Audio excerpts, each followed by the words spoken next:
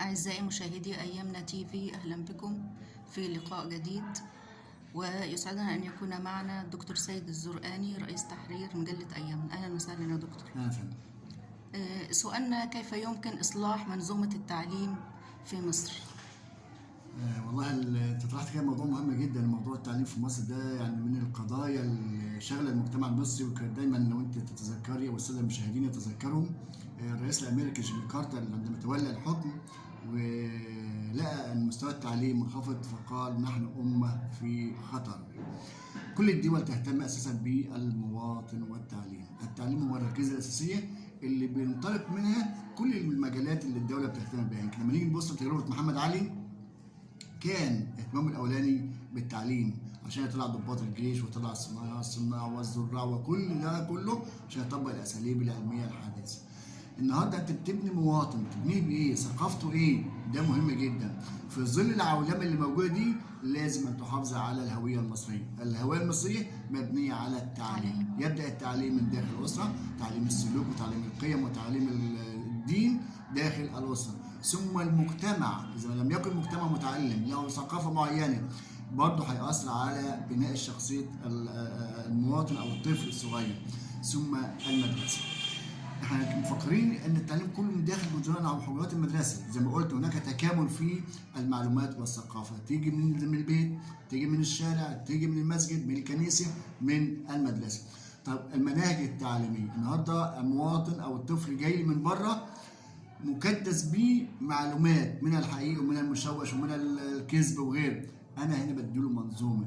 المنظومه دي بتعمل تكامل مع القيم الايجابيه اللي خدتها داخل الاسره، اللي خدتها من داخل المجتمع، اللي خدتها من المسجد والكنيسه. ما نلاقيش الموجود في كتب المدرسه شيء واللي بنقال في المسجد شيء تاني. لا، لازم هناك حاله من حالات الاندماج، اللي بنسميه مشروع تعليمي وطني. ان انا اعلم الطفل ده هذه القيم اللي هي بتحافظ على الهويه المصريه. بعلمه ان ايه يعني ايه مال عام، يعني يطلع يحافظ على المال العام. بعلمه يعني ايه حقوق وواجبات اللي هي المواطنه بتاعتي انا كطفل او كمواطن، ايه حقوقي على الدوله وايه واجبي نحو الدوله. المهم جدا ان يكون التعليم في كل المراحل ان يخلي المواطن هو جزء من هذه الدوله، يحافظ على مقوماتها وعلى كل الموارد الموجوده فيه. لو هذا المواطن لم ينتمي لهذه الدوله لن يحافظ على الموارد، وبالتالي بيبقى على طول سهل عليه خالص يتعاون مع اي عناصر اجنبيه، عناصر تخريبيه. تاني حاجه لازم التعليم بتاعنا يكون له هدف. ايه الهدف بتاعي؟ يعني لما نيجي مثلا لو نبص للتجربه بتاع استراليا، تجربه استراليا ان الطالب في المرحله الثانويه بياخد حاجتين اتنين، بيتعلم مهنه يعيشها في حياته ويشتغل فيها، ويتعلم كمان العلم. الاثنين مع بعضهم بالتوازي، بحيث الطالب خلاص المرحله الثانويه يكون عنده مهنه يقدر يشتغل بها ويصرف على نفسه، وبعد كده التعليم يكمله انه خلاص خد شهاده ثانويه عامه. احنا لو عملنا هذه التجربه في مصر هتلاقي عندنا ايدي عامله فنيه. النهارده الدوله بتبني مدن كتير جدا ومنشات كتيره جدا معماريه، محتاجين كهربائي والسباك كل هذه المهن مش لاقيينها. ليه؟ لان خلاص احنا خرجنا من منظومه التدريب المهني دي. لازم ترجع تاني التعليم بقى له هدف. انا عاوز اوفر ايدي عامله مدربه. يعني ايه الفرق بين ايدي عامله مدربه وايدي غير مدربه؟ المدربه تبقى تعرف ازاي تستفيد الاستفاده المثلى من الموارد المتاحه. الغير مدربه بقى ممكن تهلك زي ما بيقولوا تستهلك الموارد الموجوده. عندنا كمان لازم نبقى محددين ايه هدف التعليم في المراحل الابتدائيه والاعداديه والثانويه. الابتدائي في كل دول العالم كلها هو اكتساب مهارات التعلم، القراءة، الكتابة، الاستماع، الكلام، كل حاجة دي كلها مطلوبة فين؟ مرحلة ابتدائية. لو الولد أو الطفل خرج من ابتدائي ما عرفش دول وما اكتسبش المهارات دي يبقى ما اتعلمش خالص خالص. ولذلك بنلاقي عدد كبير جدا من أطفالنا كتير جدا ضعاف في القراءة، ضعاف في الكتابة. ليه؟ ما اهتمناش بالجزء ده. ثانيا كان زمان يعني في الخمسينات والستينات وما قبلها كان عندنا حاجه اسمها المطالعه. الطلاب جميعا في كل المراحل يهتموا بالقراءه. احنا فين الكلام ده النهارده؟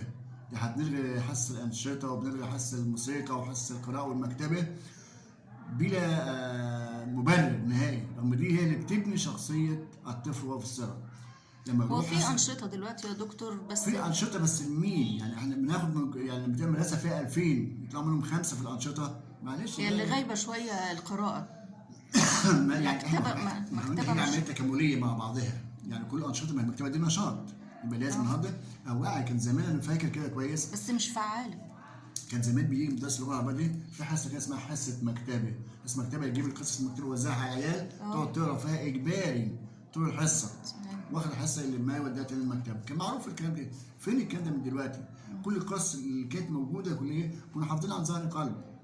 يعني لفتره كبيره جدا ان كان كل قصه وراها قيمه، وراها نصيحه، وراها موعظه. هو ده الهدف بقى من القرايه. فاحنا محتاجين في الفتره الجايه دي ما يبقاش هدفنا الامتحانات والحاجات دي، لا، لازم الهدف الاسمى بناء المواطن وبناء الطفل. ما هو ترسخ عند الطفل منذ الصغر ان انت بتذاكر عشان تنجح، عشان تطلع السنه اللي بعدها. دي مشكله كبيره جدا، والنهارده بقى هدف كل واحد، كل طالب في كل المراحل ازاي ينجح. ينجح بقى بالغش، ينجح بالفلوس، ينجح مش عارف بايه، بالمعرفه، بالواسطه، ودي كارثه كبيره جدا.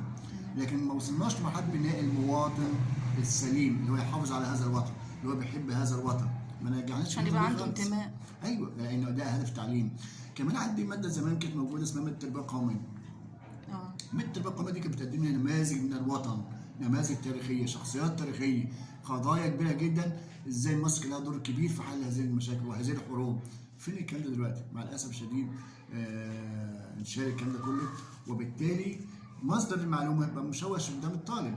يعني طبعا في ناس كتير جدا مصره ان تشوه بعض الشخصيات التاريخيه الموجوده، بعض الزعماء الموجودين، مع الاسف الشديد.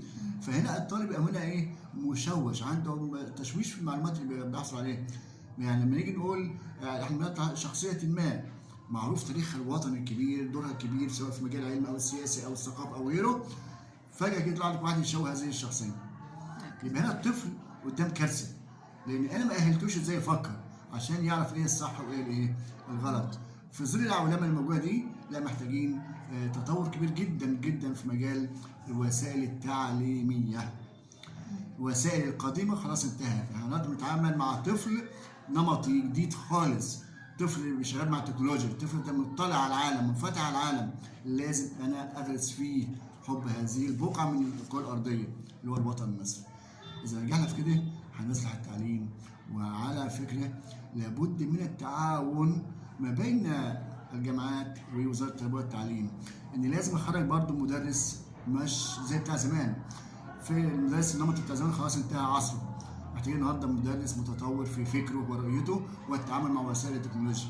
لان المدرس هيخش بالنمط القديم قدامه طفل نمطه منفتح جدا على العالم، معلش اذا لم يكن مدرس عنده معلومات اكتر من الطفل 10 مرات مش هيسمعه ولا هيبصوا له ولا هيعترف بيه كمدرس خالص.